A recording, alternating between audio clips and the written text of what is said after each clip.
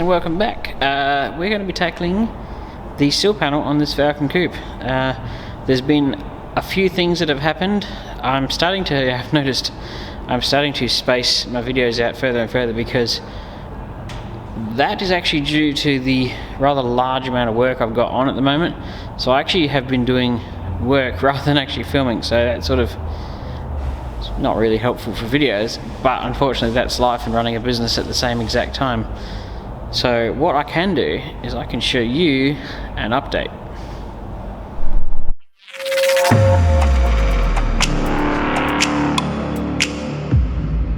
Now I must say, even though I don't video every single day or put out as many as I used to, I do update my Graham's Restorations Facebook page incredibly regular, because it's actually a lot easier to do picture updates than it is actually doing videos. However, I do like to occasionally still do videos because we will be tackling the sill panel on this car. Now, what you have seen on the last video update was we were working on this. I have since finished the torque box area, and for those wondering, this is what the front guard bracket looks like. Normally they rust away to nothing, but these are actually here. So I've had these off, that off, that's a new torque box, that's a new brace, all of that's in there is new. I actually, once again, I had to do this to the XW one as well. The bend that's in here, it was possibly 10 mil further up, so once again I had to slice it, drop it down to the engine bay, and then weld the gap up. I don't know why that's a thing, but that's about all I had to modify to this to make it fit. It's like it was in the wrong spot, but you know, if that's all you have to do, that's pretty good really. So the car now has the inner sill panel tied to the torque box, tied to the chassis rail.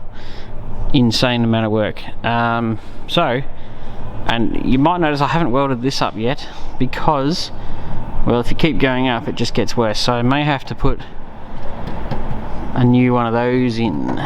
Haven't quite figured that part out yet. There's just a lot of rust. The problem is there's a lot of rust in dense areas, so you've got to like tackle it in a way that won't cripple the car if you take too much apart. So what we've got to do now in a second is actually hack off. I'll probably have to rotate the car down a little bit, joys of hoists, rotisseries. Hack off the rest of this sill panel, probably take the hinge off, take off the bottom of the pillar, probably take off the lower section of this quarter panel from about here up, top off that, get all this junk out. And once the sill panel's off and those are exposed, I then have to remake the tail end of the inner sill panel, which is not hard. I've got to make sure I put that hole back in, because that hole actually is where the fuel line screws into with a clip, so that actually needs to, if I can bend it back up, needs to remain in that place, because the fuel line mounts up through here, goes over that, around here, hooks into there, and then runs down the sill panel. And I've got to remake this little bracket here, which seems to be non-existent. So we'll tackle that in a jiffy, but I'll give you a quick update. We have another coupe in here. This is another hand-me-down, as I like to call it. It's an XC coupe this time. I think its factory colour was platinum blue, but I think this car is going to be a copper replica. You know, like white with blue stripes and a big spoilers and stuff. So, but this one's another surprisingly rusty car. Been putting some rust converter on the surface rust. On the roof to get rid of the surface rust. And I tried some, well, it was like a rust converter gel. I saw Howard Astle use it on his channel, and I was like, gee, that's a good idea. So I actually put some on the roof of this. And yeah, so imagine that all over here.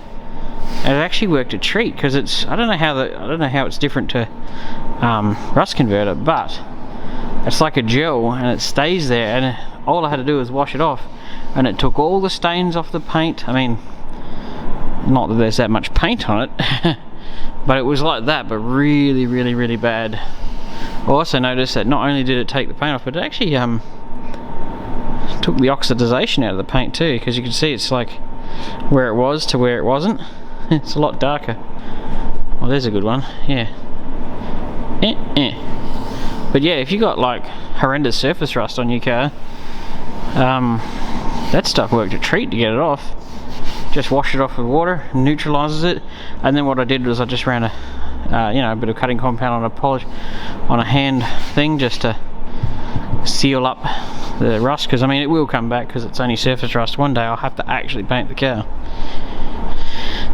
So yeah, we got this thing. Sides missing out of it there.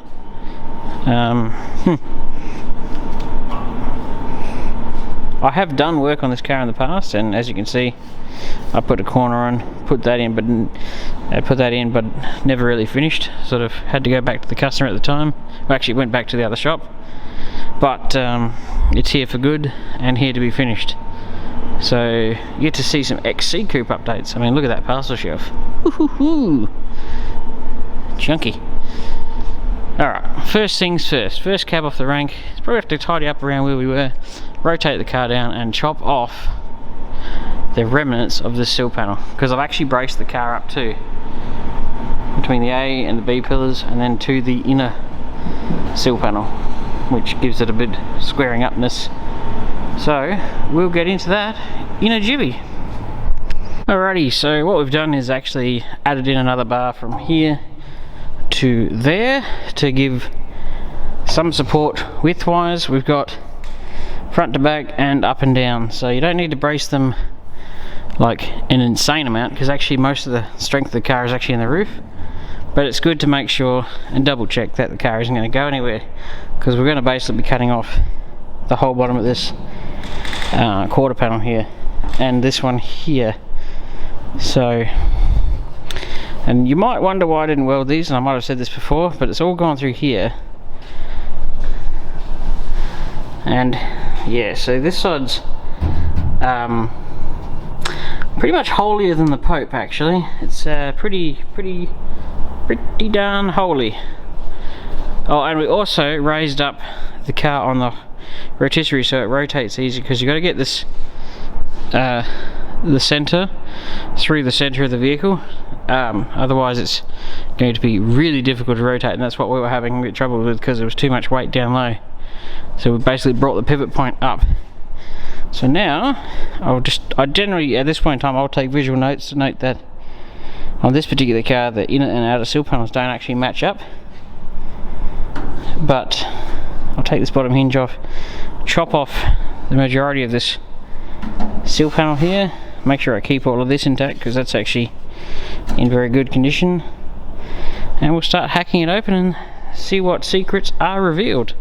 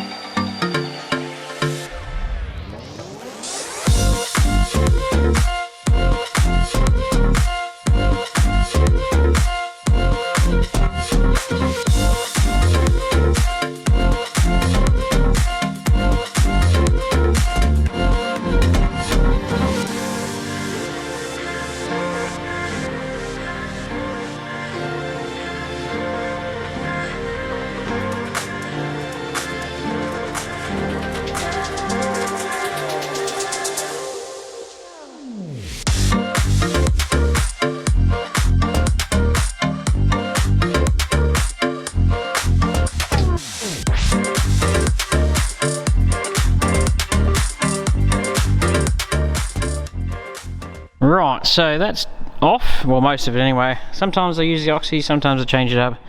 I like the oxy because you can sort of use it like a scalpel and you can zip in and around things, it's not too bad. It's just my preferred thing. One day I'll get a plasma cutter, but you know, it's not a high priority considering the oxy can do pretty much the same thing. But you still have to, the reason I cut them off like this is so I can actually, if you notice it comes up and over, makes it really difficult to drill out the spot welds. So if you chop off that little bit there, you can have really good access to the spot welds to drill them out to be able to chisel that stuff off like here. So when the sill panel comes up and out, it's actually really hard to see it. But if you chop most of it off and just leave the little edge, then you can see the spot welds real easy. And aside from being a little bit bent, and we have to make these things, 2 of these, aside from having to make a pair of those, it's not too bad. A little bit thin through there, but I mean I can always just add some metal with a simple run of welds through there, so that's not a big issue. It's not worth changing it just for that. And even though the back has gone, I can still put a back half on it too, so it's not a big issue. But most of it's very, very strong still, quite impressive actually. But yeah, if you drill out most of your welds, you should be able to just do what I did, just yank it off with very little effort. So, making good progress. And now I've got to do these ones, drill these out, trim that off, and then I reckon we'll cut a nice straight line through here, trim this bottom of the section of the lower quarter panel off, and then start digging in there and getting the sill panel out from in there. One thing we'll have to add in is that bracket to the new sill panel, because that's what the rear quarter window mechanism bolts down to. So that's not on the new sill panel, so I have to transfer that across and possibly drill in that hole there, because I know that won't be there.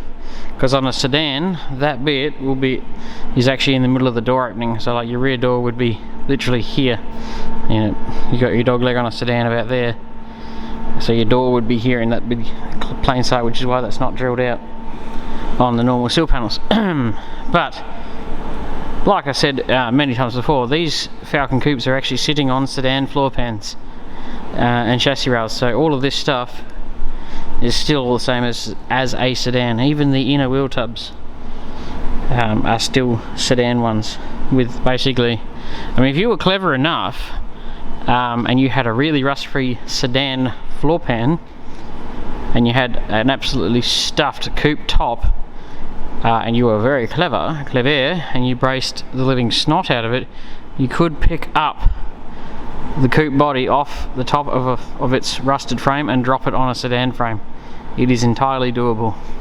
Plus, I've seen that done on Monaros and stuff like that. They're very similar, also built on sedan frames.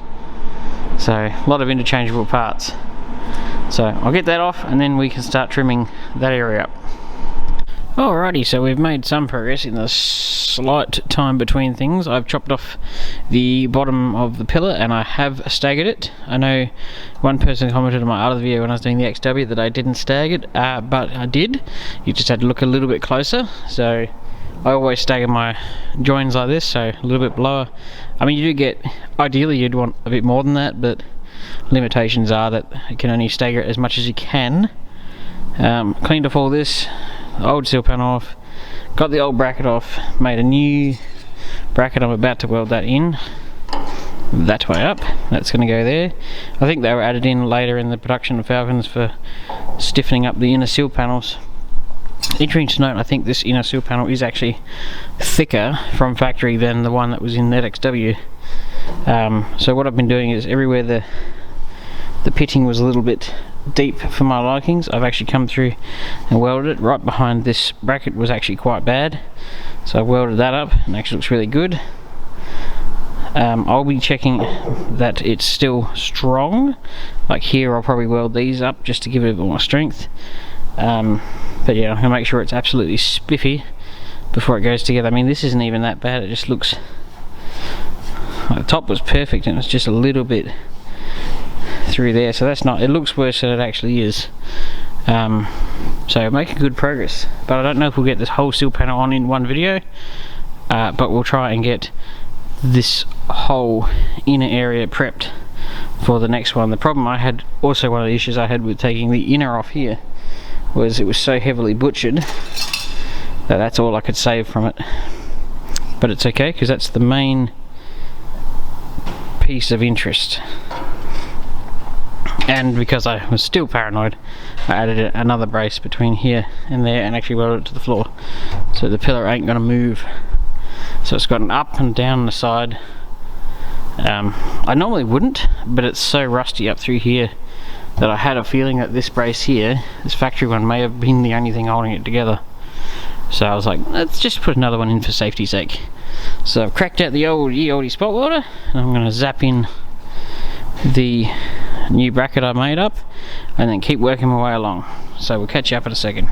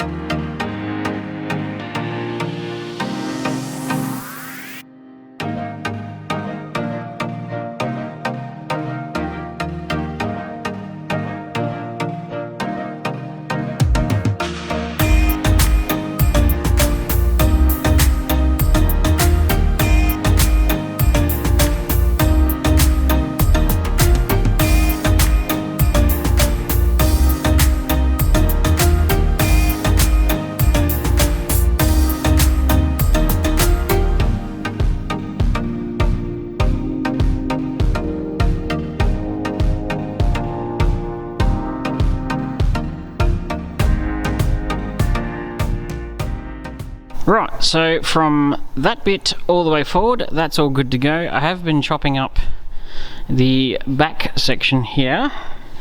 It looks like actually this piece in here is a bit of a... We'll look on the other side and I'll show you. If I zoom in. Yeah, I always wonder how they manufacture these cars, because there's spot welds in there that join the quarter panel to the sill panel, and I wondered how the hell they did that. But on further examination, it looks like that skin there and that piece there are separate. So it possibly that lower section is put in afterwards once the majority of the car is together. I always get fascinated by how the cars are put together. So now we'll zoom back out.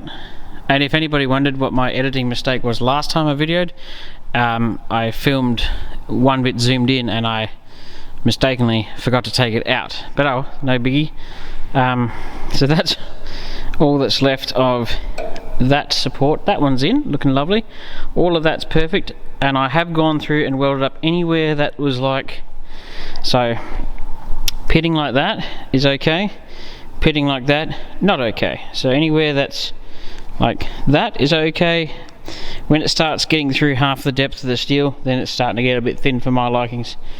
But stuff like this, that's all lovely and done. I even deliberately went over a few areas just to make myself feel better, and I even went through here and re-welded some areas that I was, you know, I was happy with, but I wanted to do them again. So I'll probably still go over it one more time, just because we're not putting a new inner sill panel on, because that is a huge task. Plus it's not necessary really. It's only, realistically, it's only light surface rust, and in some areas it's a bit like that is easily welded up. So there's no point. It's hard to describe, but you don't need to give yourself extra work when it's still perfectly safe. I mean, right here it's spot on perfect, and that's really pointy. And then you get areas where the dirt was built up quite high, and that's chewed throughout, so I'll weld those up, and I'll most certainly put a new section on here. But even like some of those areas which are chewed out are still quite thick and surprisingly strong still, so don't let that bother you too badly. If you've got holes like that, then yeah, absolutely replace it. But I'm also trying to help the people at home with, you know, what they do when they freak out and see that. Well, don't panic. Only panic out if it's starting to get really thin, because you'll be surprised how strong this stuff still is. I've seen cars hold together that really shouldn't. But you know, it is what it is. And then of course I was over here with the new sill panel and the old sill panel, because I took this bracket off, but I'd ground it from the other side, so I left the markings of where it was, and I was putting it against it, and like, and I realised that hole's in the wrong spot. I get in my own light. There we go. See, so that's there, but then it hangs off the edge. So, oops, there. That's where it should be. And let me roll the sill panel up the other way. You can see the indentation in there. That's not actually on the coupe ones. This is sedan, so that's for the B pillar. No, it's not B pillar. A, B, C pillar. Sorry, I'm a little bit tired at the moment. That's your B pillar one, the recess for that, and this is your C pillar one. Put on the twink. Takes my clothes with it. On the coupe, there is no recess there. Yeah, here's another fun example of pitting. Despite it looking pitted, it's still very, very strong, and it took quite a bit of effort to get through that. So we're going to also put in that drain hole there. That's why I've cut it out of the car, so we line it up there, and then we can mark out and drill those, and then when the sill panel lays the other way, hurry up, we can line it up and put this that way, and it's going to be somewhere there-ish, and it's got to be, judging by the other one, fairly well parallel. And it'd be a good idea to weld this on before you put it on the car, because if I can do that, then I can spot weld it on, and that's permanently in there. It's already prepped, so I've just got to line up and clean out some areas here. Righty chaps, this is where I'm going to have to leave it, just because I need to get a video out, otherwise you guys are going to lynch me. No, not really, but yeah, there's just a ton of work, and filming and obviously videoing also takes a bit of time. But the bracket is now spot welded back to this sill panel. Well, not back to this sill panel, but now attached to this sill panel. The drain hole's in, so all we're going to do now is trim off, get that out of my way, trim off the bottom of this B pillar here, probably take out that in there. You can see the factory actually MIG them on in a couple of spots, because not all of their tools can reach certain places. We've got to make the back section in a sill panel, and then only then can we put, and then of course we have to fix that, because that's got a stuffed thread. Weld up a couple of these little guys and then treat it, and then we can put the sill panel on. I would love to have done this all in one video, but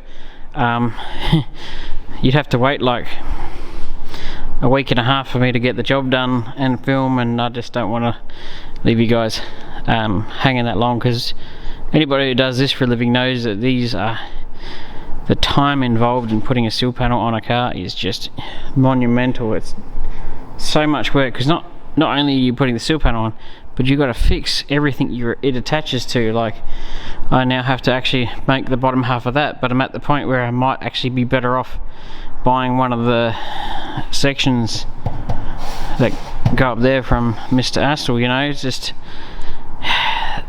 just part and parcel of the job. And this is actually this is a fine example of why it's impossible to quote rust. You can't quote rust repairs, because it's always worse than it first appears. But we're making progress. Now, I was discussing with that, actually don't know what his name is, but his channel name is Mark 2 Jace. He's doing an XB coupe, doing a pretty good job, and he was saying how much he would love them to make coupe boot lids or skins and stuff like that. And I said, your problem is they only made like 22,000 coupes at day one. There isn't that many left. And I have personally spoken to a few people who are the ones who make this kind of stuff, which are really good stuff, they're not going to make Coupe related stuff or Coupe only stuff, mainly because the time, money and effort involved in tooling up to make the parts is way more than you could ever think possible. Thusly, the part, if they made it, would have to be so expensive that it just isn't feasible. They didn't make that many Falcon Coupes. It's too expensive to make quality parts for Coupes. Thusly, it's just never going to happen, unfortunately, because you'd never make your money back, and obviously everybody runs businesses and stuff like that. So Coupe only parts are probably be happy with what you've currently got. I mean, there are people who will make I think there's one like called the Patch Maker. He makes certain little bits and pieces. It does a bloody good job, but you know, like a high quality taillight panel, that's never coming. Coupe boot lid skins, probably never coming. But you know, people like Custom Garage, and I think they're in Queensland, I don't actually know their exact location, but like they can make you a quarter panel for a Coupe. You know, it's all doable, but it's very expensive pastime, and that's why it's not. This stuff isn't really going to go into high production. You might go, but how come they've made stuff like these back panels? Well, that's because that's the same panel that fits on a sedan, and I've just been looking up the numbers before, and just in XA, B and C Falcons they made over 500,000 of them. So there is plenty of scope to make your money back on parts that'll fit them as well. So this particular section is shared between a Coupe and a sedan, so hence why you can get the part. Like they make these sections because it also fits a sedan. These inner pieces, they're made because they also fit a sedan. Sill panels, sedan, you know. This inner wheel tub, that's a sedan one as well. These outer ones are Coupe only. I have been told they might be coming, but I am not going to hold my breath on that. I would just like somebody to start making this section down here, like that piece. Because that is the same as the sedan, but the problem is the sedans rust out just as badly as the Coupe, so you're kind of stuffed. Like petrol tanks, same as the sedan, and Fairlane, believe it or not. Well, and plenum chambers, also same as the sedan. The Coupe starts changing up through here, like A pillars, sedan, up through the pillar is where they start changing into Coupe, because Coupe roofs are actually shorter than a sedan, and they actually lean in more than the sedan. That's why one of the rarest pieces of trim you'll ever find for Coupes is actually the top of the windscreen, because that piece of trim is significantly shorter than the sedan one. Useless trivia you may or may never need. But all of these parts, the front from like here forward, same as the sedan. Floor pan, sill panels, sedan, all the same stuff. So, and even the parcel shelf, like where the speakers go, that's the same as the sedan, but that's obviously they chop them down for Coupes. Now we've got to be thankful that people will make the bits for the Coupe parcel shelves. Be very thankful for that stuff. I know I am. So that's why certain stuff is just never going to come. There isn't the numbers there to make the money back from tooling up. Unfortunately, that's life. But if you got through my ramblings and you got to the end of this episode, thank you very, very much. We'll catch you up on another one. I'm actually struggling with video content at the moment. I just am so focused on work right now. I've been slacking on YouTube a little bit. I'm sorry, but you know, that's my job, so I've sort of actually got to focus on that a little bit more. But I will try and keep videos coming. So I hope you've enjoyed it. Stay tuned for more, and don't forget to like, share and subscribe.